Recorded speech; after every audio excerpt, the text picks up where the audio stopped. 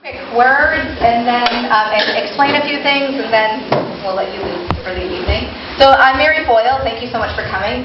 I teach the English 4 Community Service Learning class. The class is actually pretty new to me. It's only my 3rd year doing it, so I'm definitely learning as I'm moving through it as well.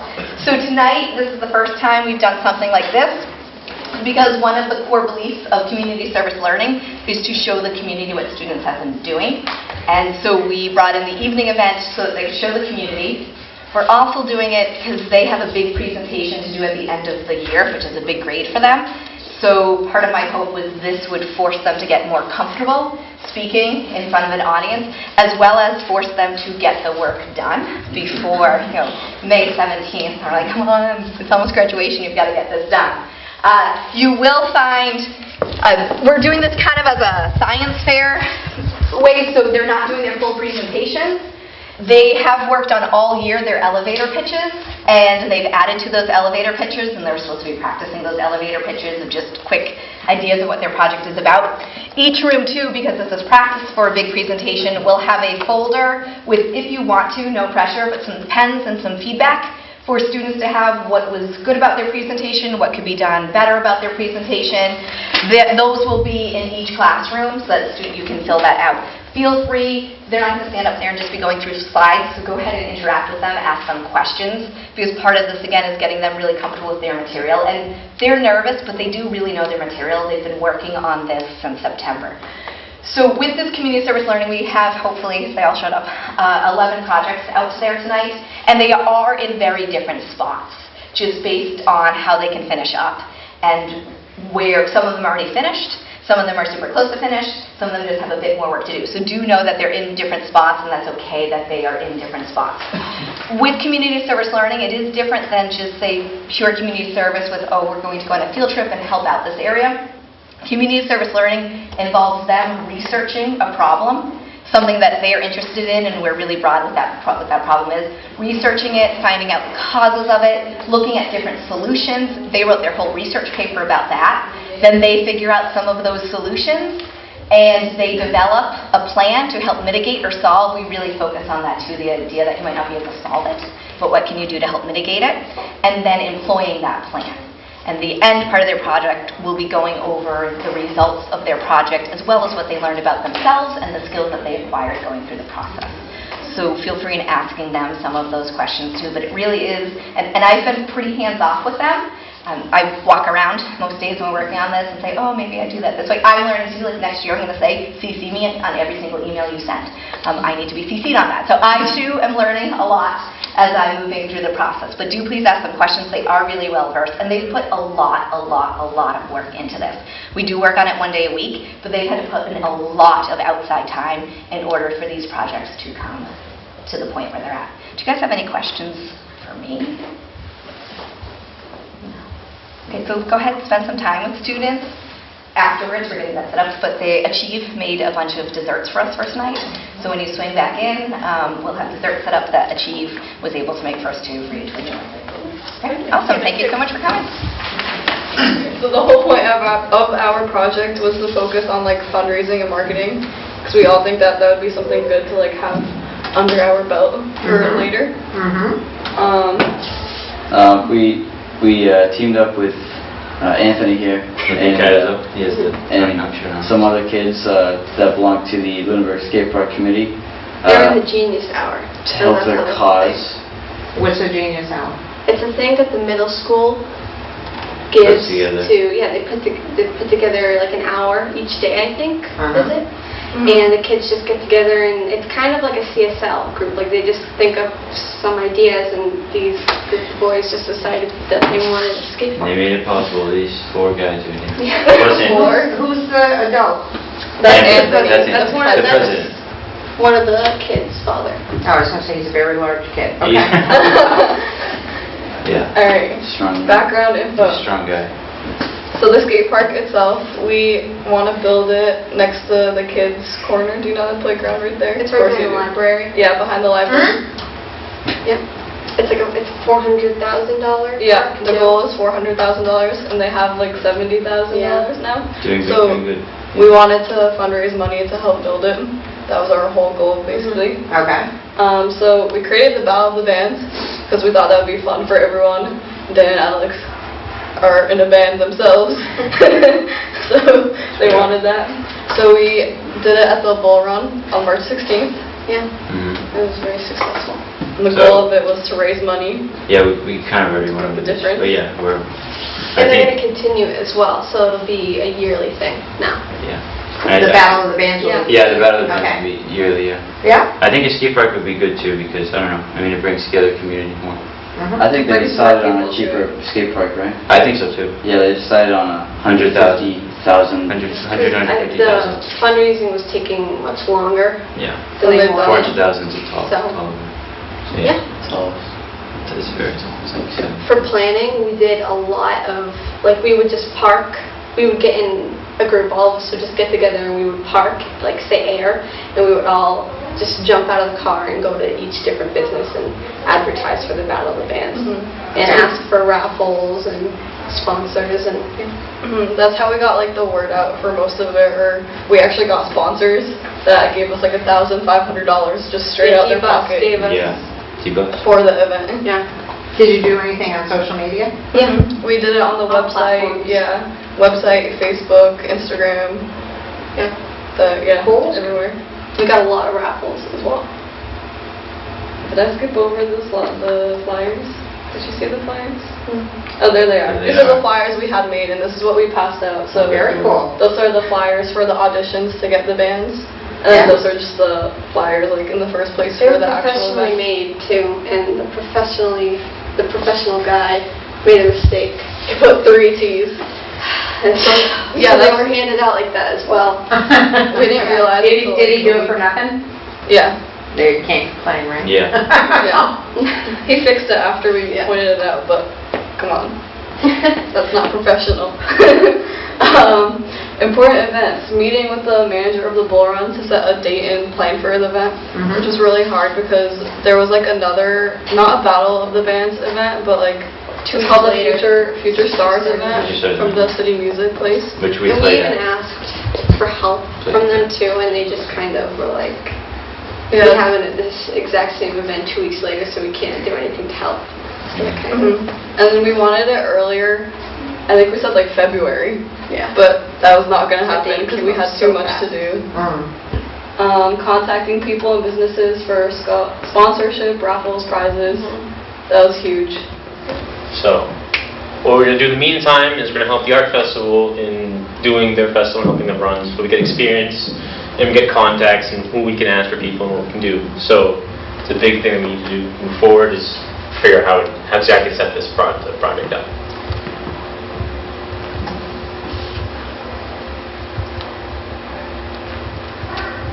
Our goal is to do it next year. So in order for this to happen, we need to start getting fundraisers, getting the name out to see if we would want to participate in it, to get the vendors out, and we need to figure out when we would want it and where we would want it. Yeah, the planning process would start around now where we can figure out how to do things. We've helped Art Festival quite a bit and kind of saw how their meetings get run and how we need to do more of a meeting-based thing and have multiple people with community partners in as well. We would like to make this event yearly and keep it going so we can always kind of enjoy it. I enjoyed going to it as a kid, the bonfire at least, and it was just a fun thing to do every year. Something that kind of you look forward to. And again, we want to do it on the school fields, just a big open space, a lot can happen, with electricity, a bunch of different things. And it's just open space and things like that.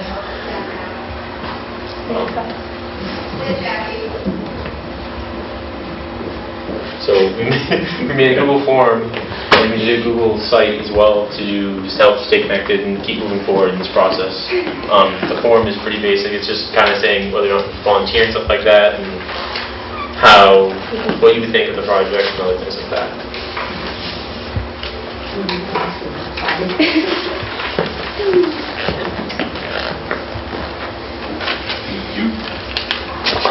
And this is also the website. And there's an about page that explains what the event is, and on the feedback, there's a survey that you can take for any suggestions or businesses that you want to see there.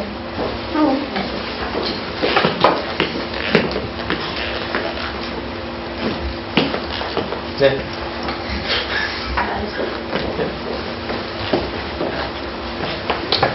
My other question would be is, have you given it any thought as far as how you would plan it, like how many people would be involved, like what kind of organization you would have, like would you have like a committee, would you have like a board, would you have things like who would you find to run it? So what we were talking about was we had two options where you could join the cultural committee, is the one that runs the art festival, Okay. and join them, and they'd help us as well, or we'd make our own boards, stuff like that. We could talk to town, go through a bunch of different things, and make small different like committees like that as well. And we'd make it an old home day committee as well. But that's something we have to look into a lot more, because there's a lot more like things we have to get into, and we want to do that so we get insurance, so it wouldn't be like us paying out the bucket and then like us getting like, kind of screwed over in essence.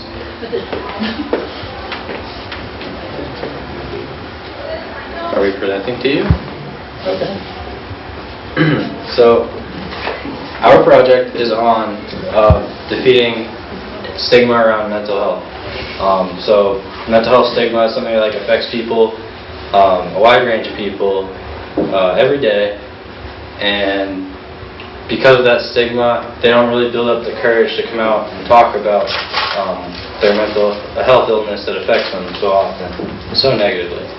Our main goal with our video is to focus on how it affects kids our age in high school and the grades below, or even up into college, because especially in high school, you're so affected by how your peers think about you that you're even more afraid to come out because you're afraid that your friends might reject you, or that you might just get pushed out of groups that you used to be in.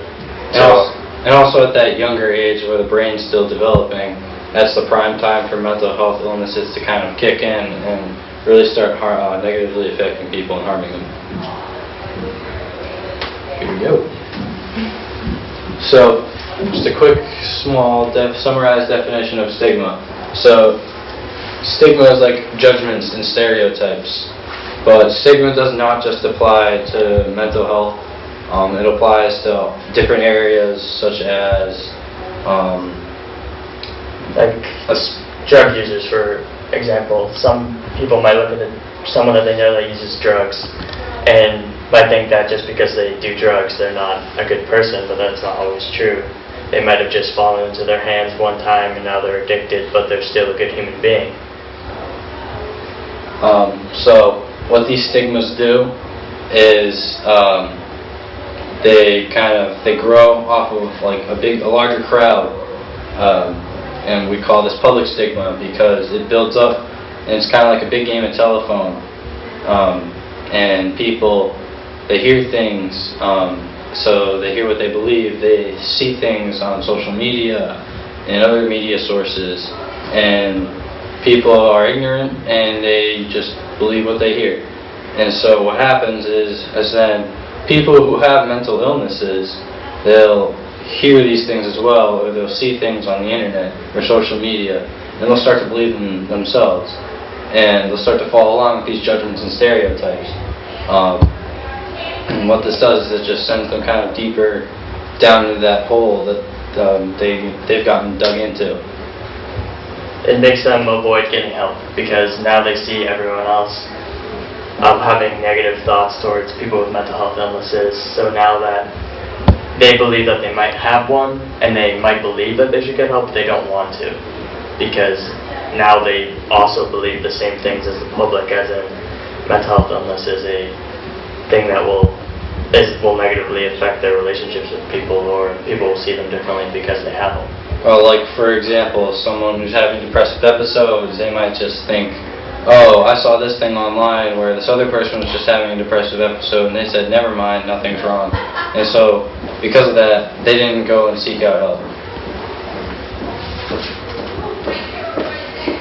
So, mental health is a person's condition regarding to their psychological well-being.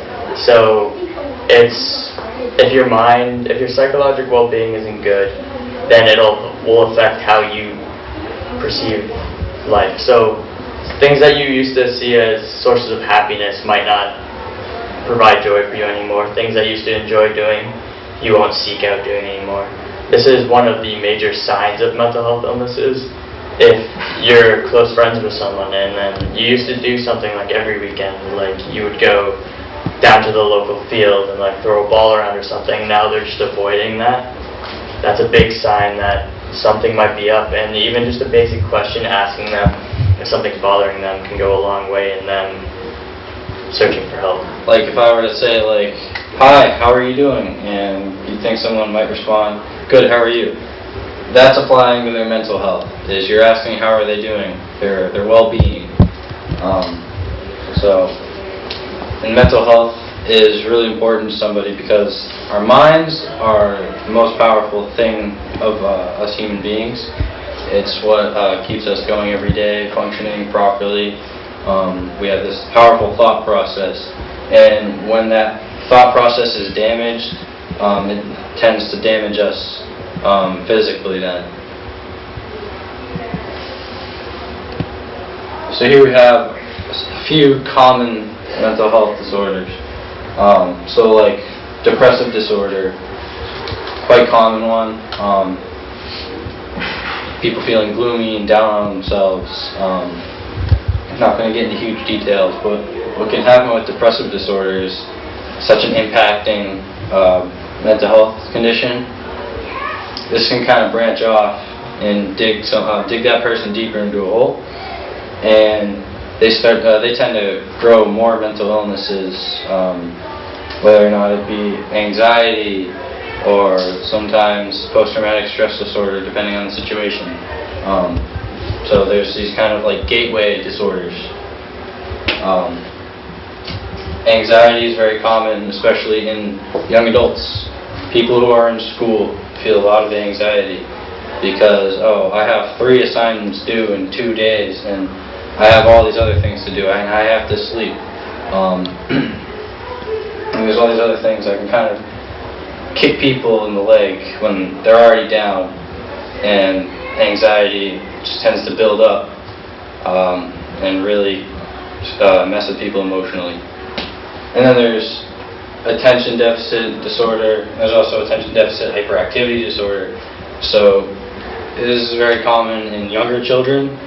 So you see children bouncing off the walls, or even students who are just sitting at a desk and you can just hear their legs shaking and tapping on the floor.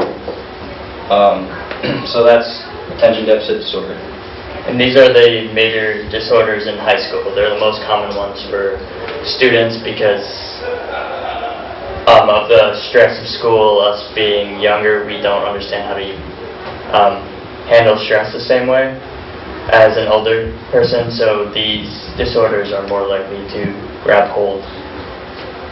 But there are many more mental health conditions that tend to hurt people in that adolescent, younger age group.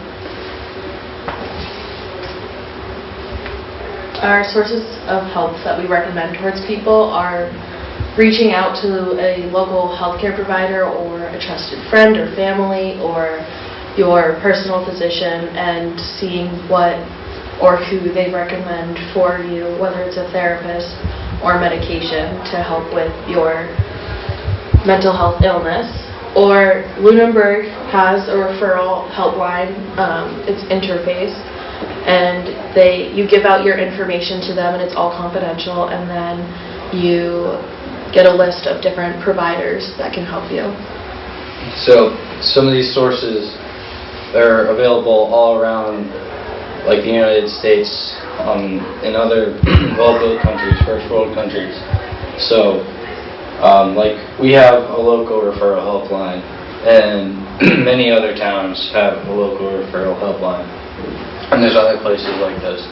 And then there's mental health aid groups, such as Mental Health America, and what they do is they can provide recommendations for people depending on their area of where they can go to find help, or what they could do to help themselves.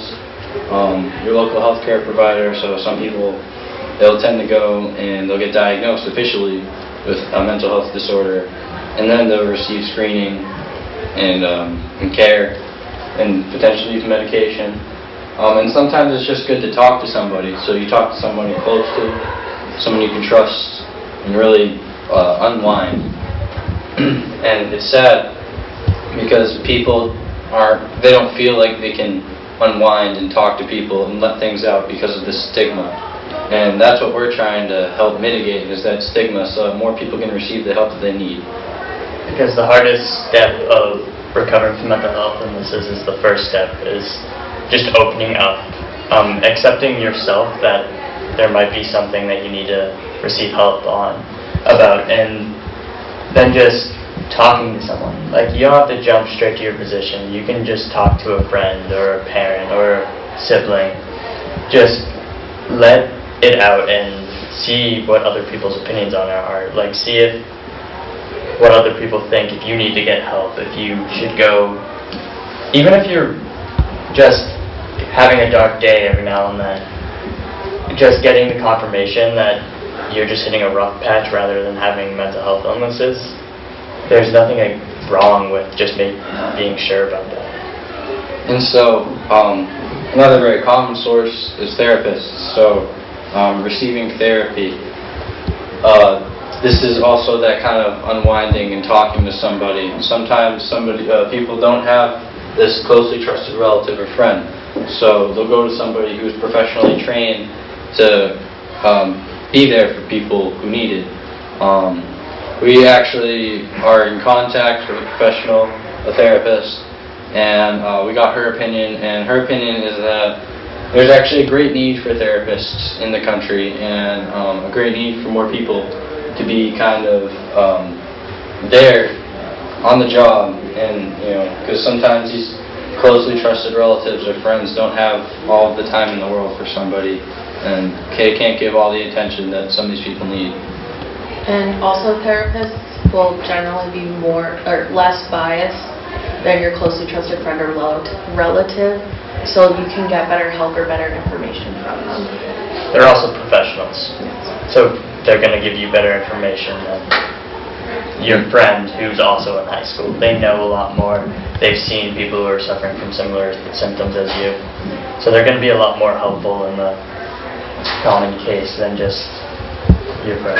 They'll be a lot more reliable than, say, your social media, or just going in and typing up something on the internet, because sometimes the internet can't always be trusted, and different sources of media can play this game of telephone, and things kind of go around that aren't true, and that's what kind of also develops a stigma, is that these false signs, and that also negatively affects people. So our ultimate goal is to film and produce an awareness video to educate people on stigmas surrounding mental illness and where they come from and what people themselves can do to actually help mitigate this stigma, because there are so many people that need this help and feel as though they can't get this help because of something they saw on the internet or something they heard from somebody else, and that's stigma. So our video will hopefully be used in Lunenburg High School to teach younger grades about stigma, as well as in our video we will be showing helpful methods or I lost the word. It's alright. And also, so when our video goes out, it's going to be entering our public education system and going to be a part of the curriculum for younger people to hopefully see, and so that maybe, as these children's brains are starting to develop, they can kind of see what's going on in not only their own head, but maybe their friend's head, and this can prevent something bad from happening, or they can receive the help that they need in time before it worsens. But we also hope that our video is able to reach outside sources and not just stick to our local area, but maybe reach the internet and for anyone else who's in need to see it.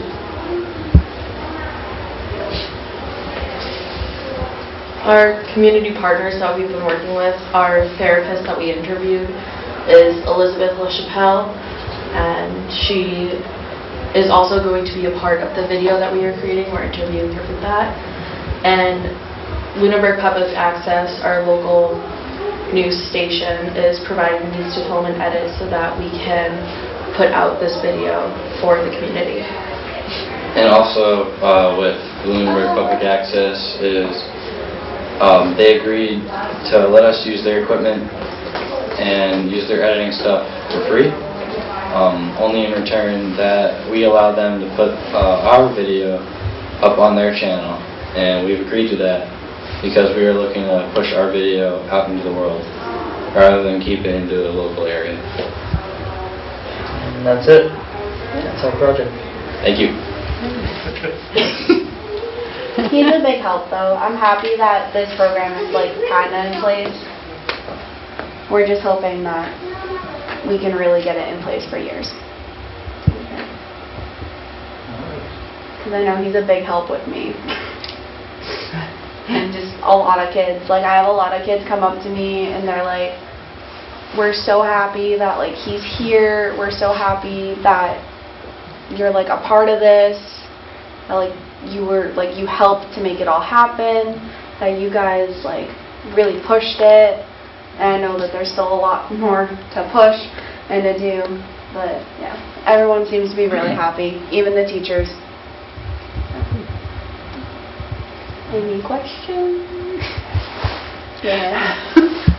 Embarrassed, Rihanna? No. Was Officer Hank part of the police force before this, or is he here in Lunenburg because of these two girls? He was here a little bit before. I had him certified as a therapy dog, and I left 3 to 11. I was doing volunteer work at the senior center and some nursing homes. And when I took over as a school resource officer, I had a crazy idea. I pitched to the chief, and he said, "Okay, run with it." And I pitched it to the superintendent, and thank God I have a chief and a superintendent who are extremely supportive. We reached out to Greenfield with these guys, got the Greenfield policy because they were the first one in the state that had a therapy dog program. We kind of built off of that, and now he is a staple in the community. What can I do to help the building? You know, the building I'm in for 8 hours every day. So took a step back and, you know, what do I have an issue with that my peers, or some of my peers, you know, also have an issue with? So an issue that I have is that our school is very college-based. And I am not going to college. So they, you know, really push college, and, you know, they do talk about, you know, the military and the job force and stuff like that, but, you know, very college pushed, which is no shame against college. You know, it's just not for everybody. So I felt like the students were very undereducated about their options after high school. So my idea was creating to enlighten the students on this issue. And with lots of thinking and back and forth, I put together the first ever Lunenburg High Trade Fair. So I worked on this project all by myself. It took about 5 months, lots of phone calls and emails. I tried to talk to as many people as I could in person because I wanted it to be, you know, I wanted to shake the person's hand. I wanted to look them in the eye, and, you know, I wanted them to know, like, this is really important to me, and I would like you to be a part of it. I didn't want, you know, a computer telling you that. So on March 21st and 22nd, I had the opportunity to hold it in the middle school project room, which is one of the easiest hurdles that I got to go through. It was a 2-second conversation in the lunchroom with Mr. Santry during one of the middle school lunchrooms. Mr. McGrath approved it, and I had the room. It went so well the first day. We had a ton of people come in. My first mindset was just having the 11th and 12th graders because, you know, they're going off to college. They're making those decisions around this time. But, you know, sophomores and freshmen, they were walking around, oh, what's this, what's this? And I'm like, oh, come in, you know, come talk to these people. So, you know, it grew. The first 2 lunches went really well. And I thought to myself, I'm like, well, I have time during the same period tomorrow, and I asked them, I'm like, what do you guys think about the middle schoolers coming in? I had one of the guidance counselors come in and say, can I bring in my little group of 8th graders? Of course! Brought them in, they seemed to love it, they were asking a lot of questions, they were really liking it. The 8th graders, I felt like were really important to be there because they have the opportunity to go to Monty Tech next year, which is a technical school. So they were asking a ton of questions, and it was really awesome to see. So the next day, it was open up to the entire building, so all 4 lunches, grades 6 through 12 was invited. So that got a little hectic, but it was awesome to see. So it was definitely an amazing experience. I learned a lot, especially about people. Not like, some people are easier to work with than others. Some people, will help you and like, oh hey, I got this friend who, was interested in doing it. Do you want him? I had one of the Army sergeants say to me, like, do you want me to look for you, like for other, job opportunities? That's part of my job. I'm like, yes, of course. He was a huge help to me. And then I had some people that, didn't return emails or phone calls or text messages, or some people didn't even show up and they didn't tell me, or some people left and I had no idea. So that was a little bit frustrating, but it was just, it's just a life skill that I needed to learn. So I take it as a positive, absolutely. I was just very proud of how this went down. I went in there about an hour before the trade fair. I set up all the tables and chairs how I wanted it by myself. I wrote on, the whiteboard, welcome to the Lunenburg High Trade Fair, and, standing back and looking at it before, I left, before people got there, I knew that I was going to be proud of this. I knew that it was going to go over well. I worked very, very hard for the last 5 months and did all the research that I possibly could at that time. And I was very proud of the outcomes. For the methodology, for next year, hopefully somebody does take this over. I'll be writing, what went well, what didn't go so well, what can be added, who to talk to, really important people to contact. Make sure you tell, the secretaries that people are going to be coming into the office all day and stuff like that. So just little things like that, definitely I will put in there. But I'm really hoping it went over well, because it is a very fulfilling experience when you know that you did something right for the building. So I was just very proud of how it all went down. Does anybody have any questions? All right. Today, I'm talking about the shortage of organ donors. Does anyone know what is organ donation? Organ donation is a working process of transplanting an organ from a person to another person. One organ donor can serve at least 8 people. But there are still a small number of organ donors in the world, because some people reject organ donation for some reasons. Here is a graph that shows how many people are waiting for donating organs. The pink part shows the people that are waiting for donating organs. The yellow part shows the number of organ donors in the United States. You see, the number of people on the waiting list is 10 times greater than organ donors. And here are the reasons that people reject their children to become organ donors. The major reasons are my child might not get all treatment needed, and keeping my child allowed to donate would make my child suffer more. It's not true. It's like there are still many people that donate organs when they are alive, like the lung, the liver, the kidney.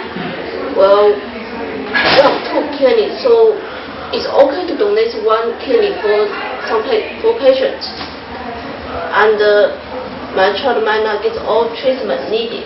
It's not true.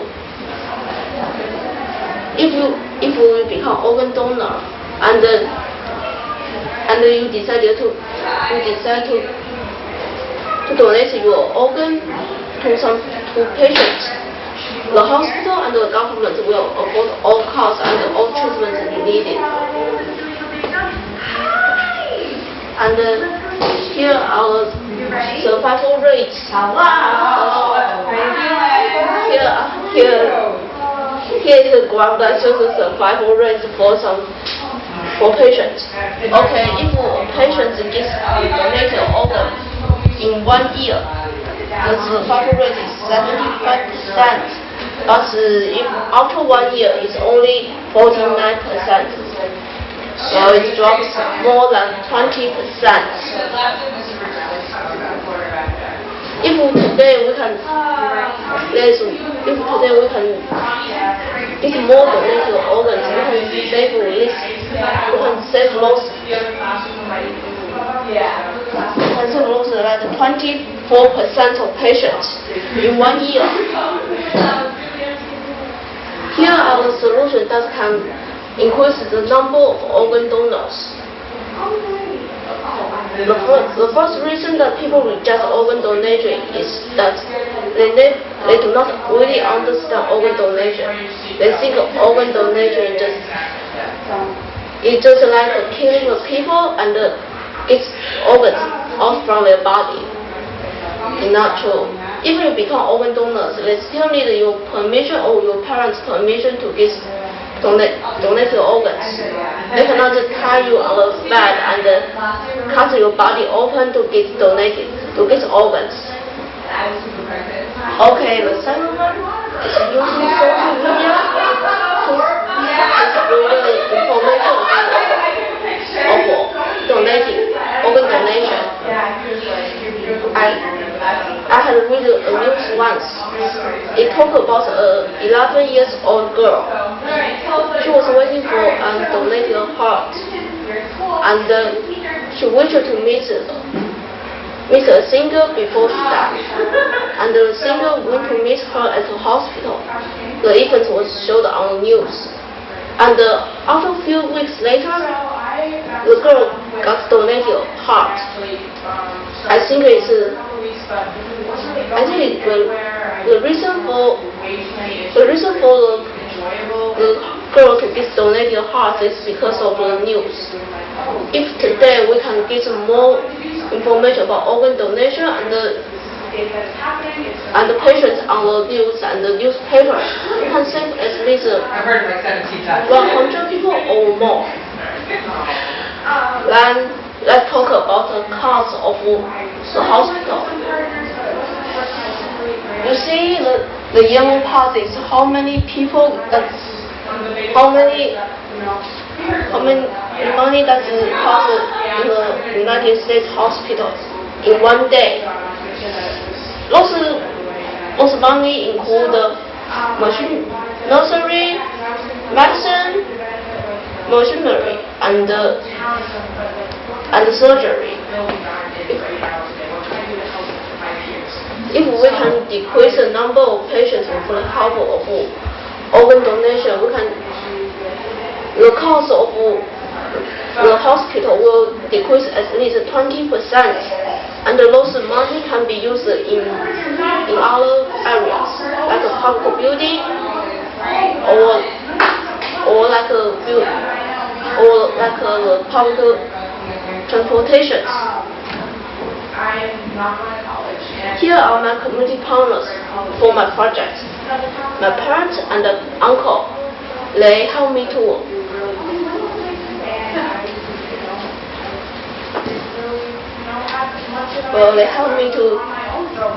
know how the feelings of organ donors and how the family member of organ donors and the New England Donor Service. It's a group that supports organ donation and runs organ donor drive in several areas. Mrs. Foyle, she's my English teacher. She helps me a lot for my project. What I have done so far, searching information about organ donation, and I also run organ donor drive during the lunchtime. What I need to do more is collecting information, collecting response from people, and running organ donor drive in town meeting. Okay, here's a quick video about organ donation. I can be like, committed. I could do stuff that's important, and I wanted to show, the professional side. So Ladies love videos on YouTube. I got a pizza for Amy. Yes. Xfinity lets you search websites, Prime Video, and YouTube with the sound of your voice. Click, call, Tomorrow's the big day. It's been a year-long wait, but tonight Eileen Monville and Sarah Farrell walked to their hotel rooms hours away from a life-changing surgery across the street. When we getting out, we were coworkers. I was working on these things one night with Sarah, and we had a discussion, and I kind of was like, oh, I need a kidney transplant, and I think she was a little taken back because she had no idea about it. I knew at that very moment that I wanted to help if I could. Both women work at Sturdy Memorial Hospital. Sarah had no reservations when she learned of her coworker's kidney disease and her 4 years of dialysis. She went through tests, and just last month revealed she was cleared as Eileen's donor. Of course, I filled up in tears, and I was shaking, and I, immediately jumped up and just gave her this big hug. And I believe there's over 95,000 people in this country in need of a kidney. And we all have two. They are both hoping to raise awareness about organ donation. Co-workers turned lifelong friends through a selfless, unexpected gift. My hope is to give her a new life, not a new life, an improved life. An amazing gift, an amazing time, Christmas miracle. Yeah, it sure is. Tonight their families had dinner here in Boston, and after the surgery tomorrow, they are both expected to be home a few days before Christmas. Live in Boston tonight, John Atwater, WCBB News Center 5.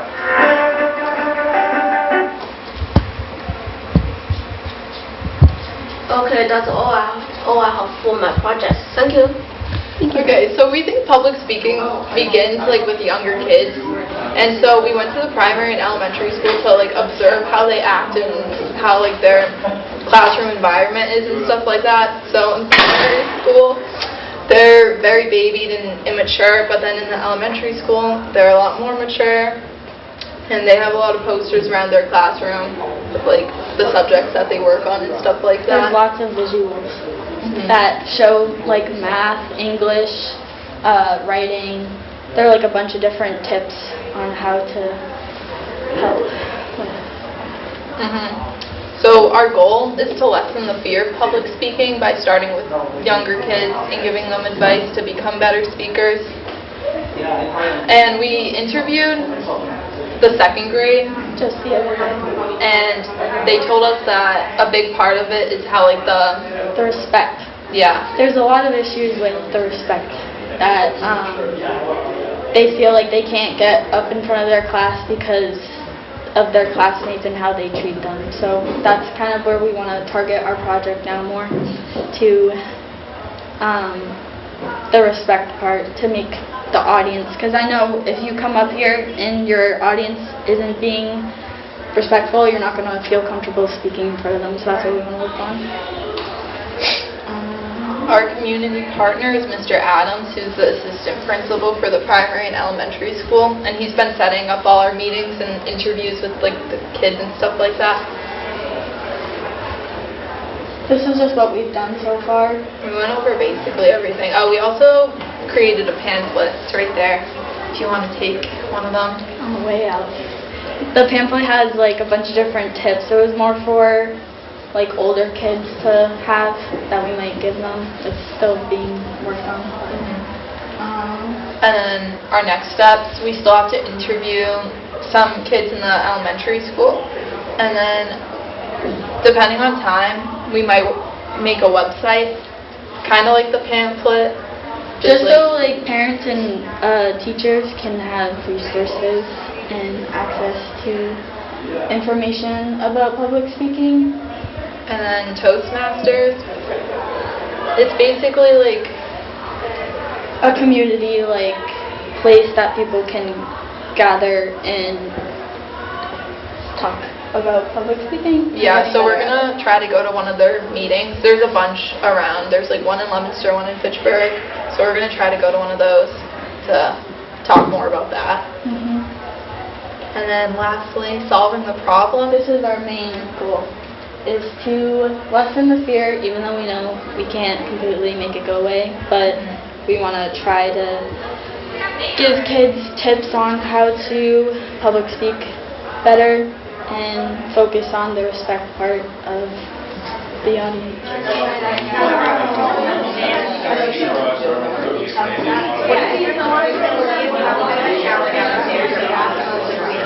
They went to